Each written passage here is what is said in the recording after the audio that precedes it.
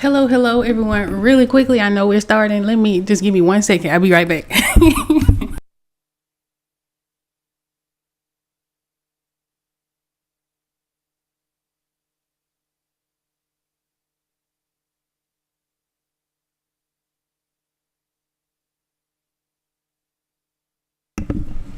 Okay, I'm back. Hello, everyone. My name is Brittany Lewis. I'm a professional graphic designer and illustrator. And Sundays is the day that I work on my dream project, the Cosmic Gateways Tarot. And this Sunday, we haven't been at this for a while. We took a couple weeks off, so this is the first Sunday back. Hey, PL, I see you in the chat. If I miss you guys in the chat, please don't be afraid to say hello. I love to see and know that you are there. So okay, got to get back in the groove of this, right? So today we're going to be working on the Four of Swords. But before we get into what we're going to get into, if you would like to support me, because support is an action word, right? There are a couple of ways that you can do that. Number one, the quickest, fastest, and easiest way for you to do that is to hit the like button. That helps me out a whole lot. That lets YouTube know that you enjoy this type of content, that you would like to see more of this type of content, and that you think other people will enjoy as well. So a like goes a very long way. Another way that you can support myself as an artist as well as this channel is by visiting and shopping and purchasing merch from my website, blewisarts.com. And so all of those links and everything will be down in the description, including ways for you to hire me if you have a project that you think I will be a great fit for. So all of that is there, and I would appreciate it. Certainly, every time I get like an order in the shop, I always do like a happy dance. So that is certainly something that I enjoy have happen, and I would love to send out some artwork to you, some journals to you, some merch to you for you to enjoy. So that's there. So that is a couple of ways that you can support myself as an artist, this channel, and this project. So we're back at the Cosmic Gateways Tarot. Now Wednesday I did do the Bring Your Own Project live where we worked on the Four of Swords, which is where we're going to be picking up today. I was intending to have the Four of Wands ready to go, so we would start the Four of Wands today, but it didn't work out like that because a lot of things are happening in life and in the world and all of that. So we're just gonna pick back up with the Four of Swords. Where I left off Wednesday, I was kind of working on the floors a bit, and I have not looked at this piece since Wednesday, so we are going to get back to that. I'll just kind of fill you in on what I've done. So far what I've done on this particular card, even though this video is titled part 2, there are actually like I think maybe 4 or 5 of these videos. They're just kind of spread throughout the Paint With Me lives as well as the Bring Your Own Project. So if you would like to see sort of the start to finish of this particular card, it starts with the Bring Your Own Project lives. So it just kind of trickled into the Paint With Me live. But what I've done so far is pretty much develop the background. So the idea is that he's sitting in this sort of space where he is in meditation, in contemplation, as is the meaning of this card. And it was important for me to sort of find balance between having a open door scene where we can see sort of outside, but also focusing in on the inside space, but not letting the outside look like sort of a painting. So I had to find balance with that. Now, of course, you guys have heard me say this multiple times where landscapes are not my strong suit, but I think this one came out pretty good, and I was able to sort of finesse it a bit by blurring out the background. I think that pushed it back further and sort of brought into focus the swords as well as everything that's going on within the room. So I had to find a little bit of balance in this particular composition. But so far I'm pretty happy with the way that it's coming along. So I'm going to set myself up here so I can see you guys in the chat again. PL, I appreciate you for being here. If you're watching this live or the replay, I really appreciate you. So if you cannot tell, I have not done a lot of talking in videos in a while. The break was nice. It was a nice long one. So I might be talking 90 miles an hour because we have a lot to catch up on. All right, so what I'm going to do for the moment, I don't know yet if I would like to work on the floors. I think we can go back into the floors a little bit, and I can show you guys how I attack sort of the wood floor texture. Right now with this, because we have a daylight scene, and again I want to emphasize the fact that the trees in the background aren't necessarily a painting but like an actual scene outside. What I will do is have some of the sort of spillage of light come into the room. So I have it with a little bit of rim light at the bottom, so I'll zoom in here for you guys to see, for all of my art enthusiasts to kind of see what I'm talking about. I have this sort of light blue line, but what I would like to do and what would make a lot more sense to this, to sort of add to that light coming through the room is if I bring some of this blue into the brown. And so we're going to work on that a little bit, and we may get into the character. We'll see kind of how this goes, but we're just going to chat. Now, if you like a lot more chill live stream where we're just working and listening to music, join me on Wednesdays at 12:45 for Bring Your Own Project. And in that, we just kind of co-work and study together and do that sort of thing. So, Cosmic Gateways Tarot, for those of you who may be new here or may not be familiar with this particular project. This is a project that I've been working on off and on since November of 2019. So anytime I say 2019, I have to sort of specify I was sort of at the end of 2019 because that's sort of when I decided to take a leap of faith on something that I had been wanting to do and been putting off for years and years, and just finally jumped into it. Now, it's been a sort of on again, off again process and project in terms of, just working through the images. With a project of this size, it's not just the illustrations, right? So you guys have witnessed sort of the evolution of my artistic style as well as sort of the evolution of this particular project over the years. But there's far more to it than just creating the images. With that, I also have to write the little white book, right, which is the guidebook that will accompany the deck. So once you purchase the deck, you'll have the little guidebook that comes with it that'll have some baseline meanings. There's also package design. So for the box that it will come in, I have to sort of figure out what I want that to look like. I know the style of box that I have in mind for this particular deck. But I have to sort of figure out patterns and things like that, or hire it out. I have not decided yet if I'm going to take that on myself or if I'm going to outsource that particular aspect of the project. There's also sort of the graphic design that goes with it. So with that, I mean, once the images are complete, I have to, or I have had to, because I've already done this part, but I've had to sort of prepare it for print. I've had to figure out if I want a border around it, how I want the words to look, what fonts to use for the words, how I want them to be placed on the cards, where I want them to be placed on the cards. And so all of that's sort of a part of the process. Now that part of it, the graphic design of the cards themselves, was something I figured out relatively early. There were a couple of iterations, and I actually started with the High Priestess card, which was originally the Chariot, and I had forgotten that I had actually gotten quite a ways into completing that particular card. So I found the old original sort of variation of that and how I had designed the sort of the wording. And it's completely different from what it looks like now. So that was a really nice sort of walk down memory lane. But that is a process. It was a little bit of a process. It did not take long, right? I kind of had an idea of what I was going for in terms of the layouts of the cards. I wanted there to be more emphasis on the image and not so much have the card bordered. So typically when we have a lot of tarot cards will be sort of bordered by a black or white outline, and then the image is sort of smaller within the card, and then you'll have the words typically at the bottom, right? I didn't necessarily want to go with that, and I'm still sort of debating the border even though we're 40 or 41 cards in. There's still room for me to remove that border. It's very minimal, and I did that with purpose because again, I wanted the images to sort of be very prominent on each of the cards. So those are some of the things that sort of have to go into creating a project of this size. Now with this project, of course, it is a standard 78 card deck. So this follows specifically the Rider-Waite-Smith system. And I did that for a particular reason. Now, of course, there are a couple of different tarot systems out there. There's the Rider-Waite-Smith, there's the Tarot de Marseille, and then there's the Thoth. And then sometimes you'll have creators who will create decks that fall somewhere in between those particular systems. But I deliberately chose the Rider-Waite-Smith system because I'm creating this for the average reader, right? And most people read using that system. And if there is a new reader who is interested in this deck, I wanted it to be something that they could easily sort of study and learn no matter what they were using in conjunction with the Cosmic Gateways Tarot. So it is following the Rider-Waite-Smith system. Now, when I was designing sort of the major arcanas, and a lot of the times with the minors as well, I am sort of pushing myself to go beyond the traditional imagery.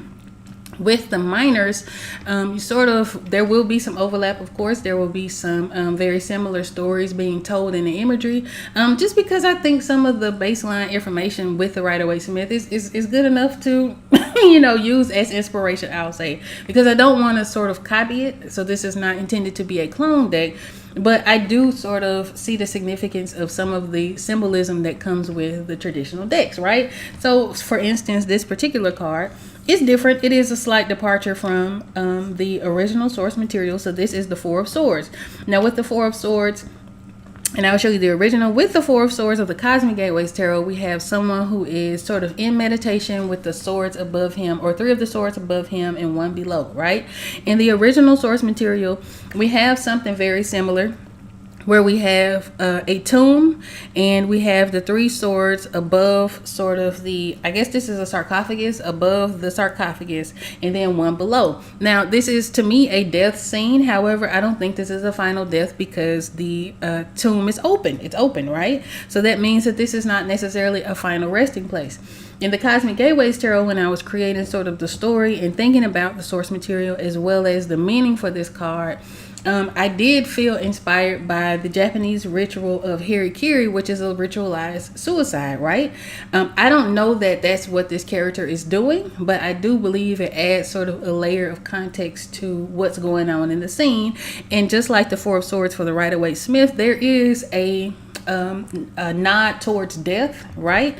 Or towards being still, or towards, sort of rest in a way, right? So this could be a resting situation for our character. I'm not really sure. It's sort of up to you as the reader to find the meaning in these cards and in these images to, get your interpretations. But that was the goal, to sort of follow the Rider-Waite-Smith tarot as a baseline, and then for each card develop a story for the card. Now with the minors, with the major arcana cards, there's not a lot of storytelling. There is a lot of very heavy archetypal imagery, as is the meanings for the the major arcana cards, right? Those are archetypal energies, meaning those are major shifts in your life, right? So with you have something like the Devil, you have a little more storytelling there, but something like the High Priestess, you have sort of the female with the or the female figure with a halo, and she has the Merkaba orb. So she represents a high priestess,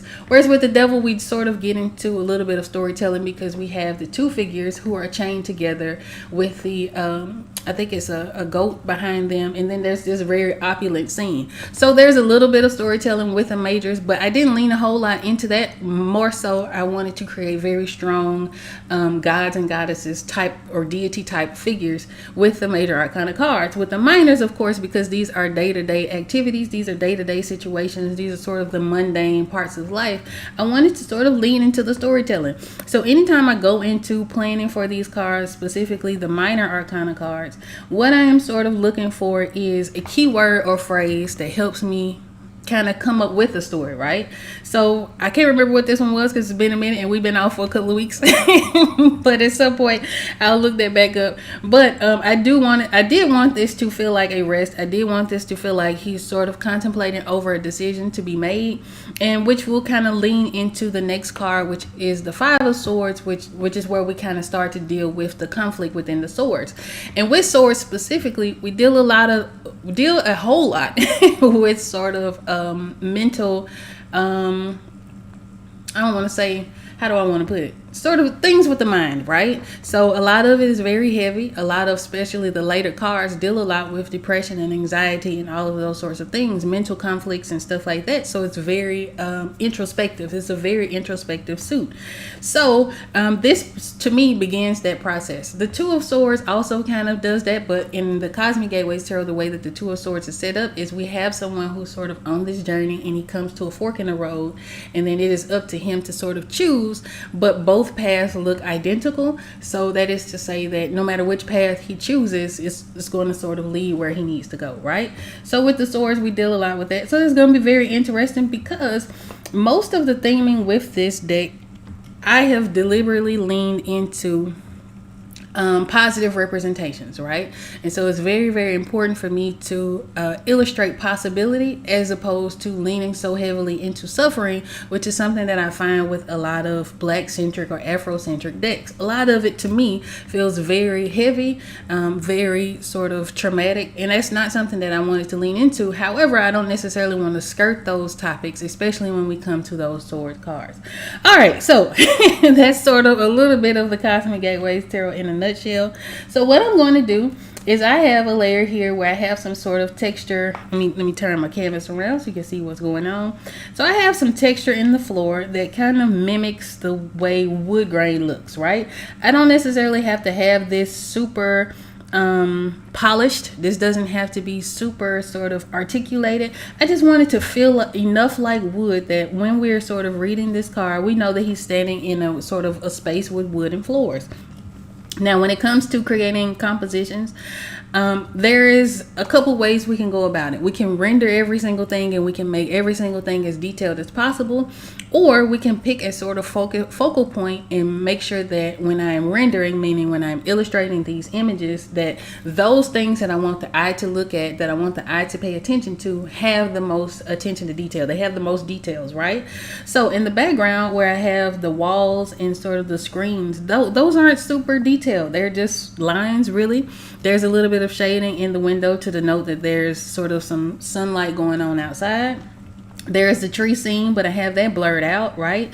I don't necessarily have the wood texture or paneling or anything like that in the dark brown because that's not necessarily important. But what is important is what our swords are doing on top, right? Our 4 swords, of course, because this is the 4 of swords, as well as our figure's expression. So he's going to get the most detail. Our floor, sort of his immediate surroundings, are going to get the most detail, but we don't have to necessarily draw each individual groove in the wood or anything like that in order for our minds to read this as a wooden floor. So I am tilting the canvas because sometimes doing that makes it easier, right, to draw.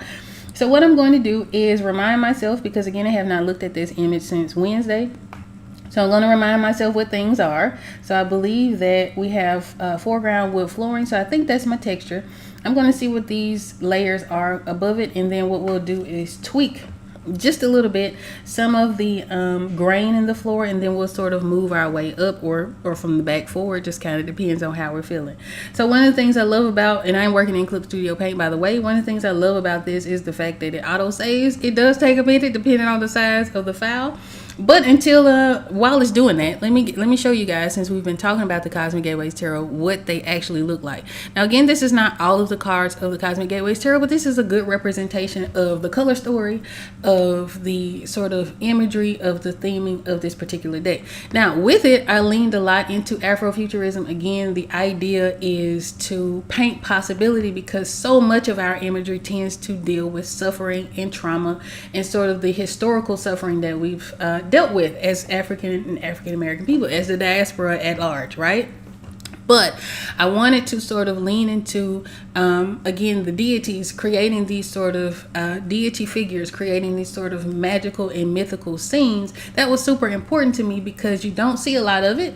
And I feel like if you can see yourself as being great, right, or you can identify in some way, shape, or form with an image that feels great, that feels magical, that feels spiritual, then you can see that you can see that within yourself. So it's very important for me to be able to do that. But again, when we get into topics like swords, where we get into the 8, the 9, the 10 of swords, where you're dealing with depression and things like that, with the 3 of swords, where we had heartbreak, I don't want to skirt those issues, but I don't want the overall theme of this deck to feel so heavy, right? So there are plenty of decks out there to do that. If that tickles your fancy, there are plenty of they're beautiful decks, right? But that's not something that I wanted to sort of lean into. And as someone who really enjoys science fiction, and I don't often see myself in science fiction stories, I definitely wanted to create the space for that. So that's very important to me, right? That is sort of the thing that I have sort of stuck with the entirety of this particular project. And my cat says, hey, I don't know if you guys can hear him, but my son was like, his name is Bob was gonna come talk to you in a minute, but I was like, no, he's not gonna be here, he's not gonna do that. But anyhow, back to the floors. All right, so that is the Cosmic Gateways Tarot. All right, so we're going to turn off a couple of layers. Let me see what's going on, because layer 9 has not been labeled yet, and that is the outline. Okay, so what I'm going to do is label layer 9, and we're going to call this the floor grooves. and then we'll get into adding just a little bit more detail. Now again, the further back we go into this scene, the less detail you'll see in the floor, but I do want to sort of mimic my reference. So I found this really nice reference of a room with a screen door, right? It was open, and I put my 3D figure from Clip Studio Paint into the scene so that I can sort of draw my own version of that. All right, so now I'm going to grab my chalk brush, which is good enough for me. I am going to select, let's see, we're going to select this lighter brown color, start there, and then I am going to change my hue, saturation, and value, and that is going to be at the top of top right side of the screen where it says HSV. This is where I manage all of my colors. I'm only going to tinker with the value and saturation for now, so I'm going to just very lightly, gently go up a few percentages in value, meaning that this makes the color a little bit lighter. And I'm actually going to dull down the saturation, which makes the color grayer, right? So it's a little less vivid. So I'm going to do that. And then what I'm going to do is just brush in a little bit of this color. Not a whole lot. Again, not sort of looking for perfection or anything like that. I just want to highlight the texture, and then we'll come back with a shadow color and add a little bit more dimension. Now when I'm doing this, because I am sort of mimicking that wood grain look, I'm not painting straight lines. I'm painting sort of ellipses, if you will, something like that, because that's sort of how wood grain tends to present itself, right? You have these little ellipses. If my brush is too big, I'll just lower the size of the brush and get in there and do the exact same thing. And then what I'll do is, if I want a darker color, because we did a grayer color with the lighter version of this, I'll actually make the darker color a little more vivid, right? Meaning I will raise the percentage of the saturation, which is at the top right hand side of the screen. Right now I have it up to 52%, and then we will do the same thing where we're sort of adding these sort of swirls in place, just to add a little bit of shadow. It doesn't do much because I didn't go up a whole lot. I don't want this to be like a highly contrasted floor or anything like that. I just wanted to read as wood floors. Now I may come back to this a little bit later and tighten it up and do those sorts of things, but for right now I just sort of need to have the indication that this is wood, right? And that there's a mat. So since there is a mat on top that our figure is sitting on, there's going to be a little bit of a shadow. I want this to feel a little bit raised, right? So I'm going to add a little bit of a shadow underneath that, just so. And I'm going to tilt this forward. There we go. Zoom out a bit. All right.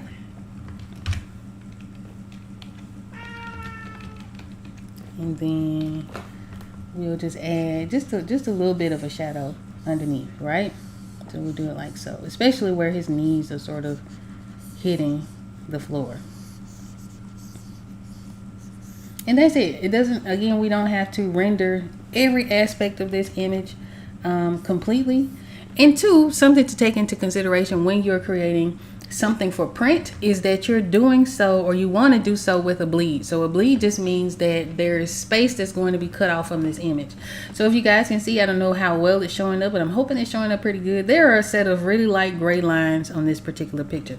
So let me see if I can, I'm going to turn off this layer so that you can see it just a little bit clearer. Maybe not. That didn't do it. Okay, but anyhow, there are a couple of really light gray lines, right? So I set these up for a couple of reasons. One, we have a bleed. So our bleed, anything around this part of the page, all of this is going to be cut off. So I don't want to add anything important in this particular area, and that goes for all four sides, right? In addition to that, for me, because this deck has a border, I also added a line to let me know where the border is. So that also helps me set up the images in a way that I know where the numbers go, right? So when I did the sketch, and I'll sort of darken it a bit so you guys can see it.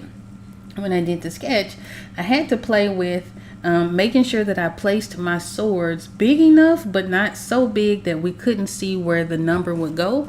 And I played with that with the template that I already set up for previous cards that I created. So it's a little bit of a back and forth that goes into creating the illustrations and the images. But once you sort of set up the graphic design portion of it, there's a lot less work that you have to come back and correct a little bit later on. So in the beginning, when I first started this, because I did not have a plan or anything like that, I didn't have a course of of action. I didn't know anybody. I still don't really know anybody personally who, yes, I do. I know one person, but I know a couple people, I guess, who are doing decks. But at the time, I didn't know anybody. I didn't know anybody who was doing decks. I didn't have anybody who I could ask questions about, like, where do you get it printed? How do you do this? How do you do that? And so a lot of it was trial and error at the very, very beginning. I'm really glad that I went through that at the beginning, because that makes 6 years later, that makes the process a whole lot easier and smoother to deal with. But what happened was, I was, at the time, I did not know, just jumped right into this project. I did not know that there was a standard size for tarot decks. I had a whole collection of them, and for whatever reason, I had never paid attention to the size of them. I had never paid attention. I just knew that I had one that was slightly bigger than the rest of them that I really liked. And that was the one that I used for the sizing of my particular deck. So when I went out to sort of start to talk to manufacturers and communicating with manufacturers specifically in China, I was lucky to sort of find some that kind of filled in a lot of the gaps for me, because I didn't know anything about the art papers. I didn't know anything about cardstock. I had purchased a course from Benabel Wynn, who has published like 3 or 4 decks of her own, right? So I had purchased her course. I had read through the course. I had worked through the course. And in it, she had sort of given information and contact information for manufacturers. So I had reached out to them. I was like, I need to know, right, what I'm getting into. So I had no idea that there was a standard size. And what I learned was anything beyond that standard size, of course, is an extra fee. But as someone who is creating sort of a dream project, to me, it's like, whatever. If that's what it is, that's what we gonna pay for it. So I did stick with a larger size. But what happened with the coloring was that I had created these images, and because I have a tendency for this project, and I don't know, it seems to be for this project specifically, I have a tendency to work extremely dark, right? So if we go back to look at some of these cards from the Cosmic Gateways Tarot, a lot of them are very, very dark. They're dark blue, they're dark purple, they're extremely dark cards. So I had gone through the process of having some samples created. So I had I think at the time I had maybe 20 cards. So I had those 20 cards printed. And I had resized them to standard because I wasn't able to get the custom size, but I resized them enough to standard size so that I can kind of see what the colors were working with. And they were all extremely dark. They were all sort of muddy. Now that could have been for a couple of reasons. That could have been because the print quality just wasn't good with the company that I used. I think makeandplayingcards.com just to get the samples. So it could have been just their stock, right? Their card stock. It could have been their printing. It could have been the options that I selected. It could have been a number of things, right? But one of the things that it did put me on notice for is to make sure that in post-production, if it looks dark in Affinity, which is where I edit the graphic design part of it, if it looks dark in Affinity, then let me sort of correct that, right? Right. The trick though is because I also create posters of a lot of these prints. So if I had, for instance, I'm looking at the Lovers and the Hermit to my left, they're up on my wall as posters. I didn't do any color correction. They came out exactly the way I wanted it to do. So there's a little bit of balance. There's a little bit of balance that has to happen. But I want to create the images as rich and as vibrant as I can, so that if there is a little bit of loss in color there, it's not so much that it doesn't look like what we're looking at on screen. So I sort of had to learn that along the way. I also learned in the process of getting quotes from manufacturers, how to request a quote from a manufacturer, specifically those overseas. I learned that there are minimum orders that you have to make. So for instance, for card decks, specifically tarot, I think it was like a 500 unit minimum, right? So that is something to take into consideration. Shipping is extremely expensive because now we have tariffs. That's going to add even more expense to the process. So I have been actively looking for someone within the States, and I've been doing this for years, even before the tariffs, have been actively looking for a manufacturer within the States that can deliver sort of the customization that I'm looking for, right? Because yes, I'm just a regular old person, but I want to create something truly magical and have something that's really, really a joy to read with.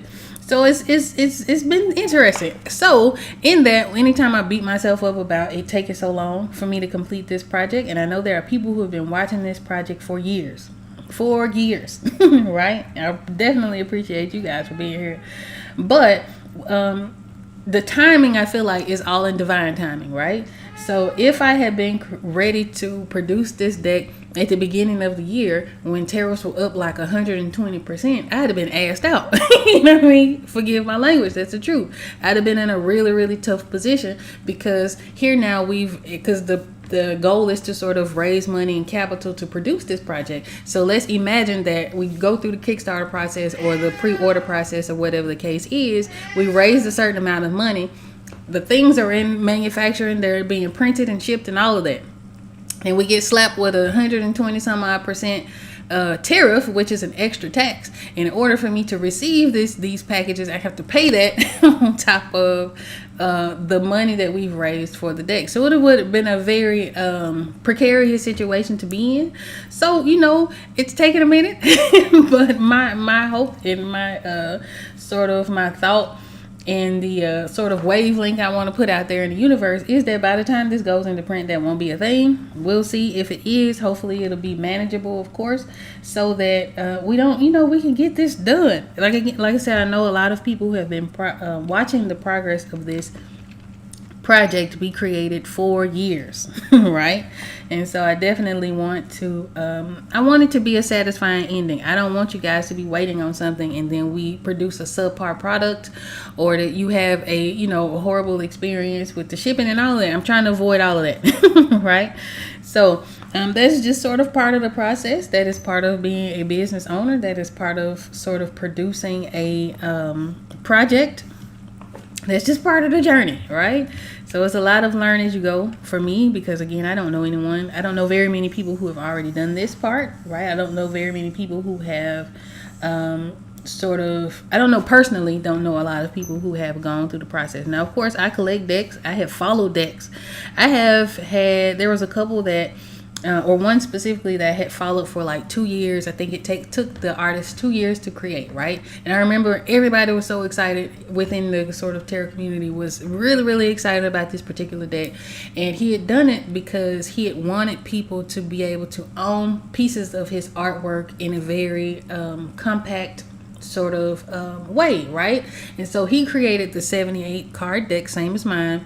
But because he himself wasn't necessarily, didn't have his ear to the ground in terms of knowing the audience that would be using and purchasing the deck itself, he had created something that was very sort of thin. The final product was really just kind of cardstock. The images are beautiful and they read beautiful, right?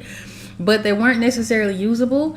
I remember the edges of them were super pointy, right? It was like he had them created sort of within his local environment and just sort of shipped them out, collated them himself, meaning he stacked each of the decks himself and then shipped them, right?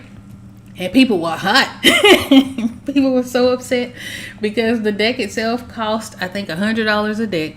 And they were much smaller than your average size tarot deck. Again, he may not have known that there was an average size, because I didn't know. He may not have known. But they were a lot smaller.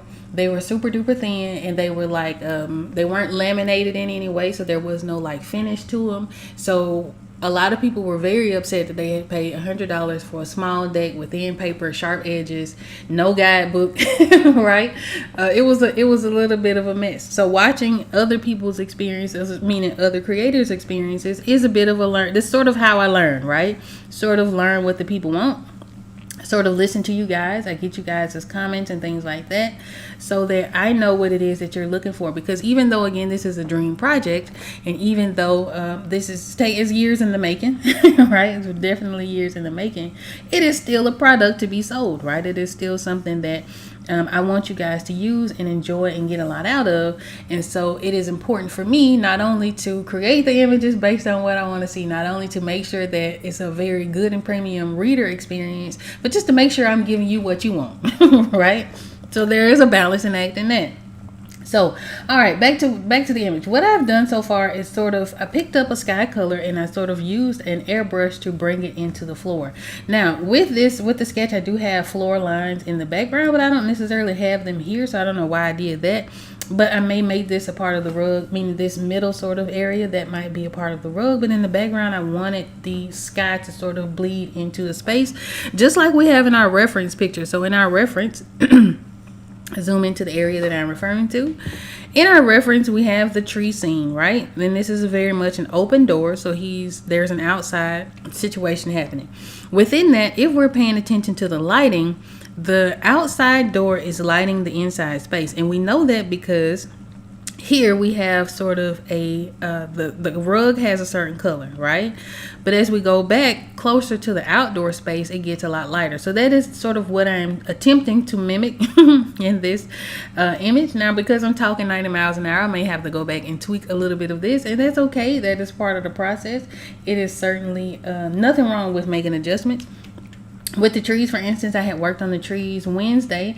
Later that afternoon, I had came back and redrew the trees, right? So I had redrawn them because, again, landscapes is something I struggle with. Okay, but I know it, right? I know. Right. So landscapes is something that I do tend to struggle with. So what I did was I found a tutorial with someone who does beautiful landscapes. So he sort of showed how he painted the trees, and I just needed to know how I got a certain look for these particular trees, and I followed it, and it came out a little bit better than what I had did prior to. So I did that, and I fixed it and was happy with it. Again, because I blurred it out, I still got a chance to finesse the situation a little bit. So that worked out. But what I've done again is just sort of add this highlighted area into my background, and what I'm going to do is lower the opacity of the sketch, but also turn it off just so I can kind of see what's going on and see if I like that. Okay. And right now it is a little bit too streaky, so what I'm going to do is find where I did that, because I don't recall where I was when I did it or what layer I was on. Nope, it may have been this one. Nope. Floor grooves? No? Huh. Where did I do this? Well, let's do this, because I don't know what layer I was working on. I have no idea. Talk about behind though. Alright, let's go back. We're going to go back some in the history. We're going to go clear selection. There we go. Alright, so oh, there it is. Okay, I see now. I see. There it is. Alright, so what I'm going to do is so I usually work, the smudge brush of my choice or my preference is smudgy, right? So what I'm going to do is actually grab Blend Master Flash, because what that one does is it creates a very solid blend, and that's kind of what I'm going for. I don't necessarily want to see the streaks of texture in the background, because that draws focus away from what's going on in the foreground. I do, though, want to be able to see this highlighted space, right? So it may not even be highlighted enough. So I'm going to go back and grab my airbrush, and I'm going to paint a little bit more of that in. I'm going to grab this sort of in-between color, like so that we still get the idea that this is brown, right? But it has just a little bit of lighting to it. So I'm going to use this color for now, and I'm going to paint this in. And then what I'll do is maybe go up a little bit lighter and add just a little bit more, right? So now it just sort of looks like the area where the door is open is getting a good bit of light. And because also we did this in perspective, so perspective meaning we want this to look like it's sort of going in as we go back. We sort of want to follow our perspective guidelines, and I have that in my sketches. Like so.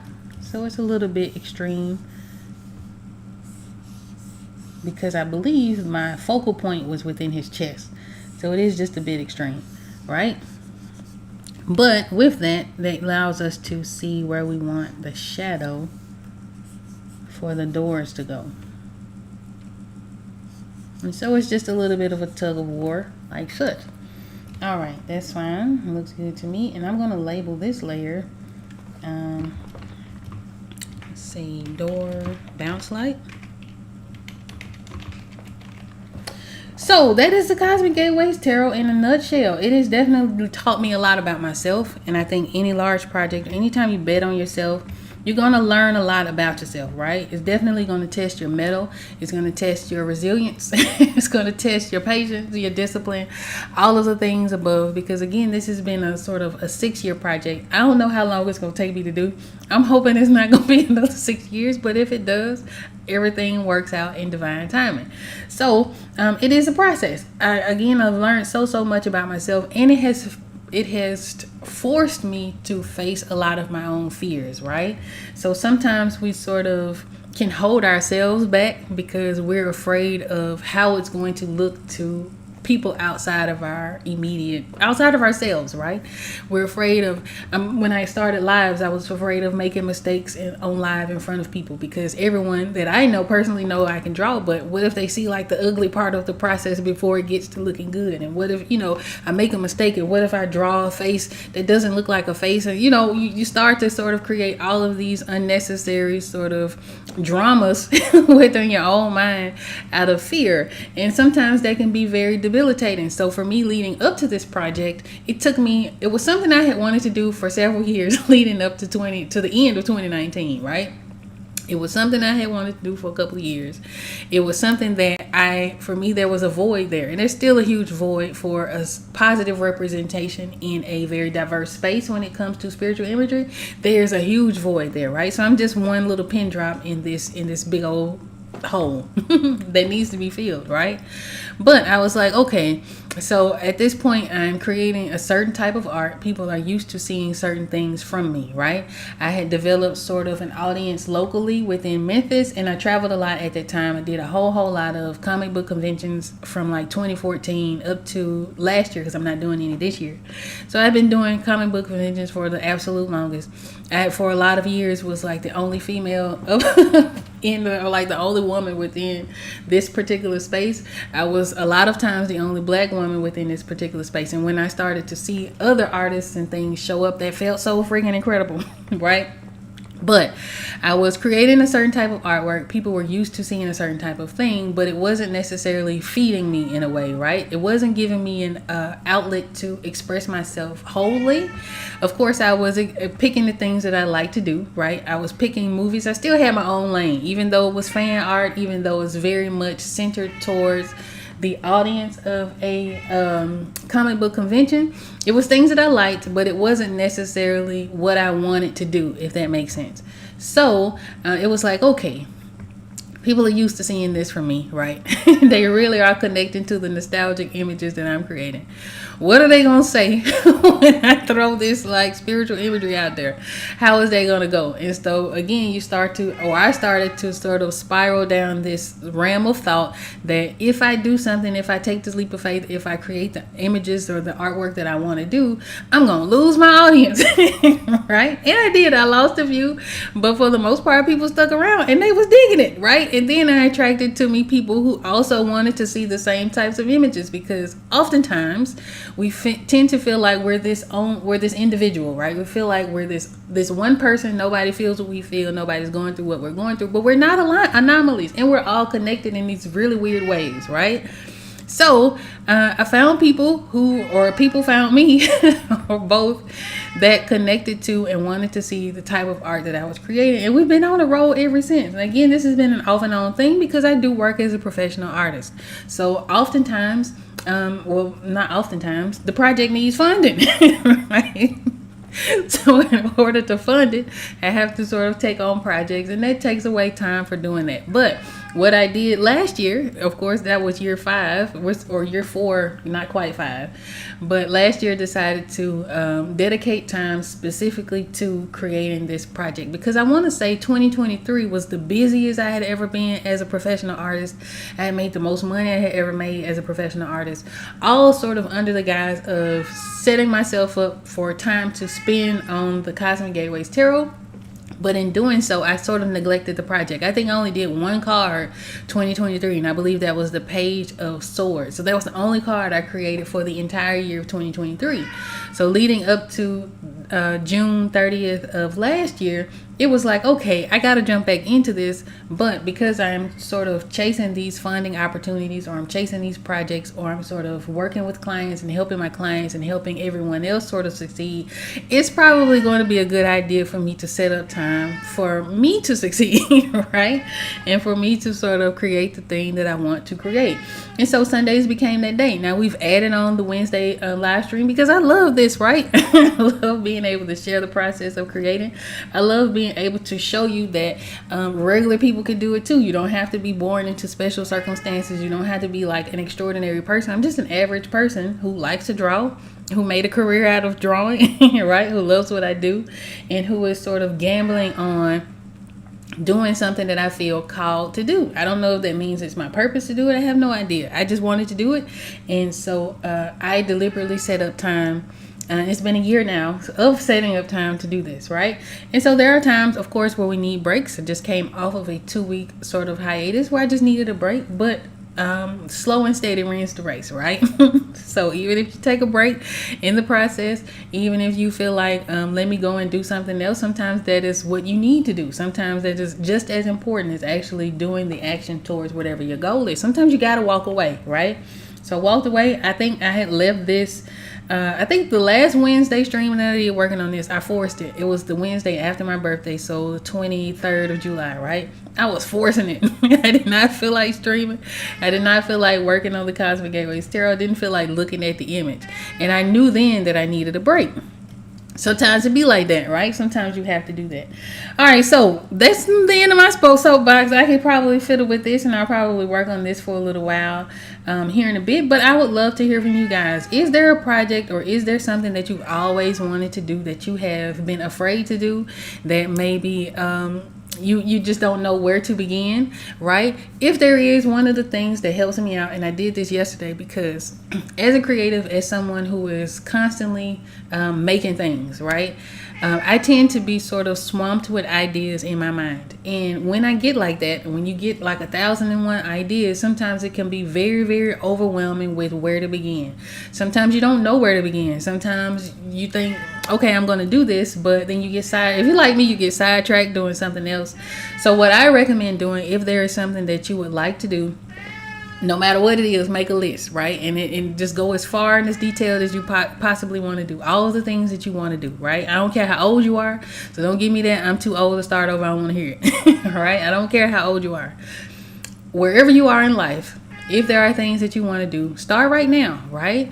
Make yourself a list of all of the goals. Think of it as a bucket list, if you will. It doesn't have to be a bucket list, but think of it in those terms, right? So make yourself a bucket list of all of the things that you want to create, right? From there, remember when we were in high school and we had to write papers? In order for us to write papers, we had to write an outline. So within that outline, it was like, okay, topic number 1, this, and this.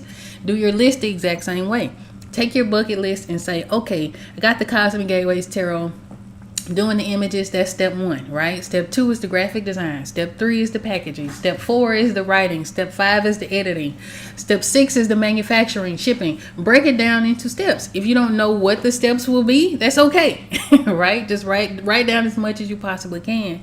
And that, I feel like, or at least it has helped me sort of organize my thoughts and sort of get to a space where I can say, okay, I have, for instance, I released my very first book, 2021, called What the Bleeper Shadows, and I have been working on the second edition to that book, sort of off and on this year, right?